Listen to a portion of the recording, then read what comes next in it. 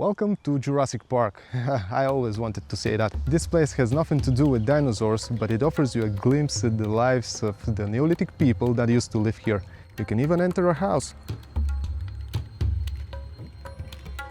I will also pass by Stara Zagora to find out what kind of Neolithic secrets are hidden there.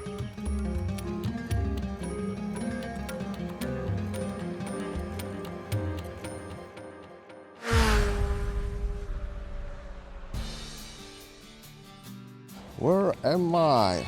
Just outside of Burgas on the Black Sea coast, and I will go through the Balkan Road further west to Stara Zagora. And there is the Neolithic houses, the richest in Europe in terms of found artifacts there. And next I'll go further west to Chavdar. There is a Neolithic park that includes restored houses the way they used to look like 8,000 years ago.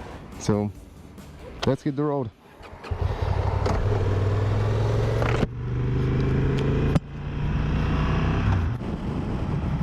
So the houses in Stara Zagora, they are very strange. These are just remains, and they found around 2,000 artifacts, and it is considered to be the richest one in not just Bulgaria, not just Balkan Peninsula, but in Europe. And one of the first places where civilization was kind of formed.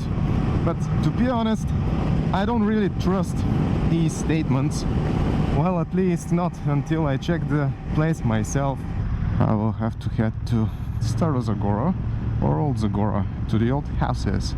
Old Zagora with the old houses. Is that a coincidence? And vineyards. The region here is famous with its wines too. And don't be fooled, these vineyards they don't grow grapes that you can eat. They're not tasty, they're not delicious, they're not for dessert, they're specially for making wine. And these ones too.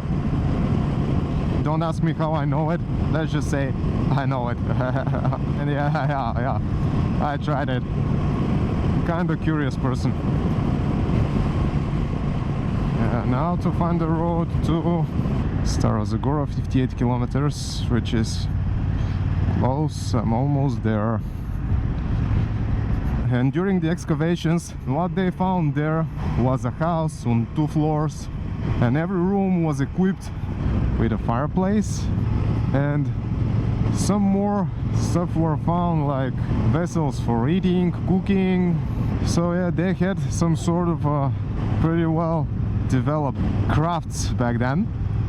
They knew the properties of the clay very well, because they used it not just for the houses but to make the vessels, especially those for cooking. And that's incredible. 7,000–8,000 years ago, the people were using techniques that are still popular nowadays. Probably these Neolithic people lived a better and more harmonic life than us. I'm approaching Stara Zagora. So the houses are close to the regional historical museum. I've been there, but don't ask me how I found it. It was kind of a lucky guess. Oh, that's the museum there. All right.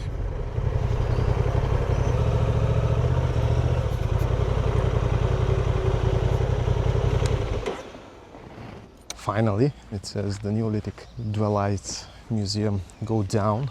It should be this one on the left side. Zdrasti! Oh, работите, нали?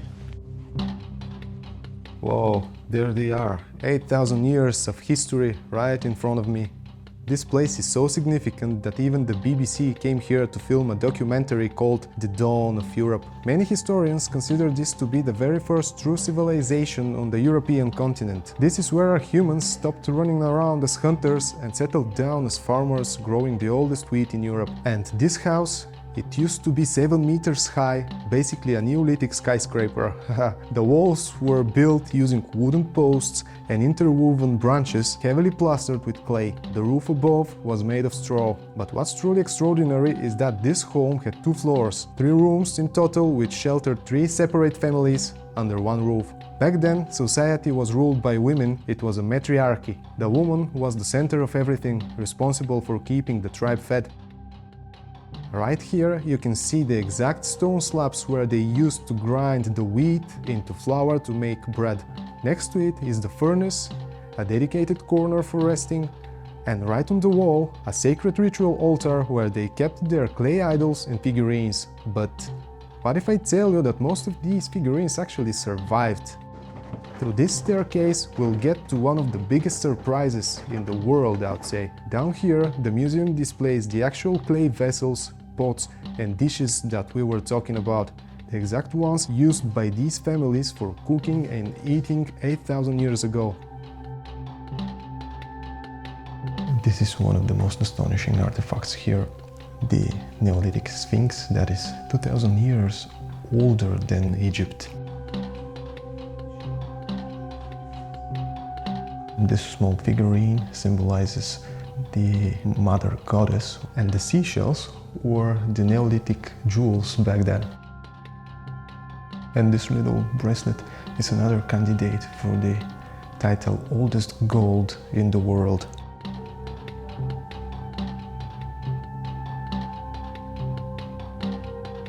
This was... So that was pretty interesting, yeah? Everything could be seen down there. And this house was actually burned down, kinda destroyed. And to get back on the Balkan Road again and to the next destination, which is another Neolithic monument. It is a whole park. There are reconstructions of Neolithic houses, a whole neighborhood with a workshop and a small street-like plot. It actually was excavated between 1968 and 1980 for 12 years. And in 1970 a group of English historians joined the party in some way, and that's a good thing because that lit some light on these sites there. They came from Cambridge University, which was kinda cool. Oh, what are these fellas here? Oh, military. The green socks. Hello, green socks. Anyway, that place, the park, it is just slightly off the village of Chavdar, and inside that park they rebuilt the houses the way they used to look like 7,000–8,000 years ago.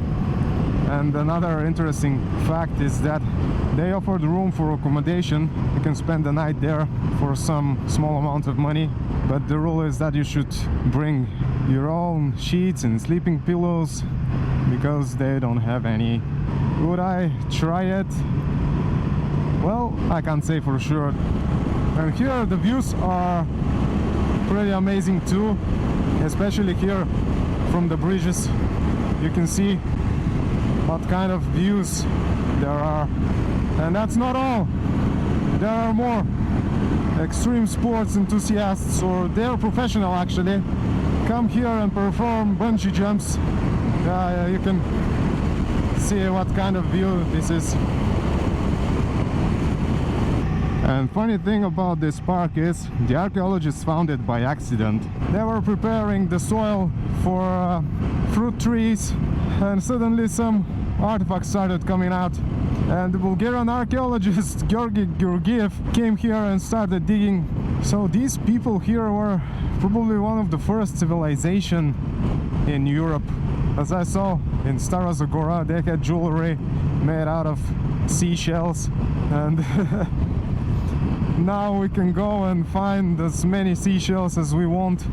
Imagine how rich could we become if we were living back then. It wasn't easy to travel. That looks totally cool.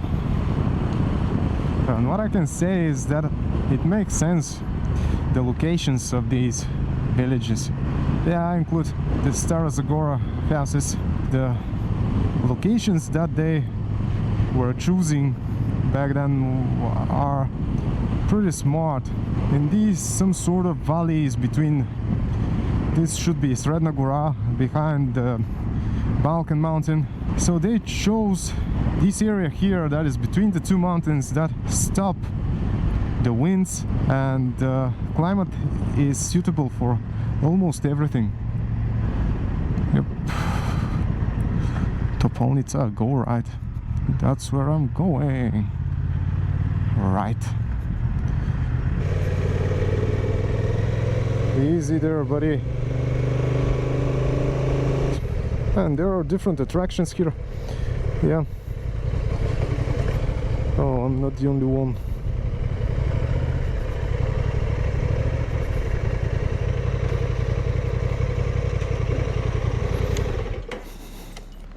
Okay, let's find my way to the houses. It turned out that the whole place is, there are other attractions and meadows, and you can play games, and it is so cool. It is open. Okay. So, welcome to Jurassic Park. That's not exactly Jurassic Park, but it's close. It is Archeological Park Topolnitsa. That should be the workshop here with this fireplace. So was it a furnace, or I don't know. I can't see a chimney anywhere. Is it open out from behind? No, totally closed. Let's go further. And this one on the left, it is well hidden. You almost can't say that there's a house. It's just the chimney. Here what it looks like from this angle. The chimney looks interesting, and strange way of building the fireplace. I don't understand it. It is outside, and the heat is lost here. And you know, actually the whole village was protected by river Topolnitsa on one of its sides, and the others there was dug canal and something like a wall. When you're down there between the houses and the trees, it's magnificent. It is fun to see those kind of houses built in front of you, even if these are just replica. And here there's a hole. You can see the wooden post and sort of a mortar of clay and straw.